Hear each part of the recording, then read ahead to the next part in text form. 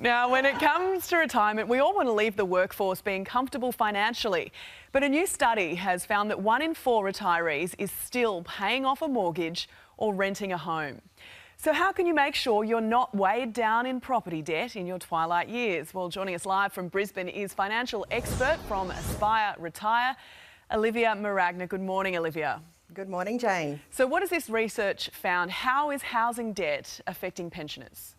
Well, the research or the figures are really showing us that right now retirees are spending more than ever in retirement. So 23% of people heading into retirement are still paying money towards mortgage and rent. So of those people, we've got a third of those that are actually paying mortgages, and those mortgages are somewhere around about $150,000 to $160,000, and 2/3 are still paying rent. So what does this mean in retirement? It means that around about up to 40% of their income is going towards housing costs. So that's really leading to a less than very comfortable retirement for a lot of people. Indeed. Well, what are the big traps if people are trying to pay off their debt?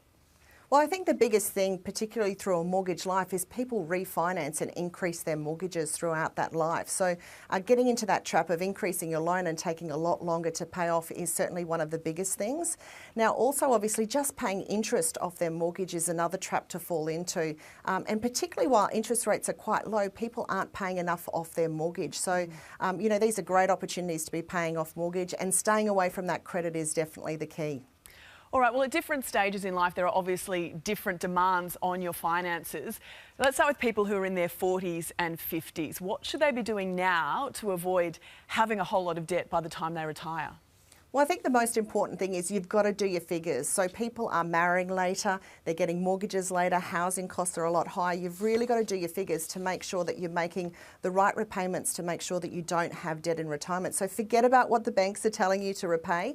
Do your figures and make sure that you don't have that debt in retirement. Now, you also need to negotiate your interest rate. So don't let your mortgage set and forget.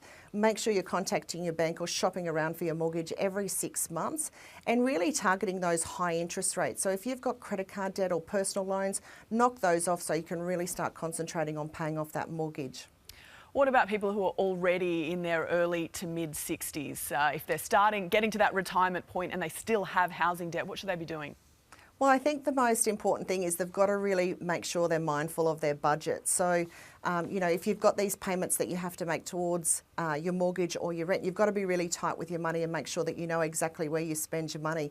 Now, for a lot of people, they may need to consider to work a little bit longer in order to pay off that mortgage. So really important to consider, is it going to be worthwhile to work that extra few years to make it a lot more beneficial? And also, potentially, we're going to see a lot of people having to downsize their houses in retirement in order to get rid of that mortgage, or unfortunately their superannuation fund is going to take a big hit on taking money out to pay out that mortgage. So again, that money may not last as long as you possibly want it to.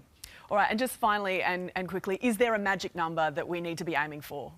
Well, I get asked this question all the time, but look, there's no one size fits all. But the important thing is a really simple rule. Look at what you're actually spending. So say, for example, if you're spending $60,000 a year, double that figure, which is $120,000, add a zero, which is $1.2 million.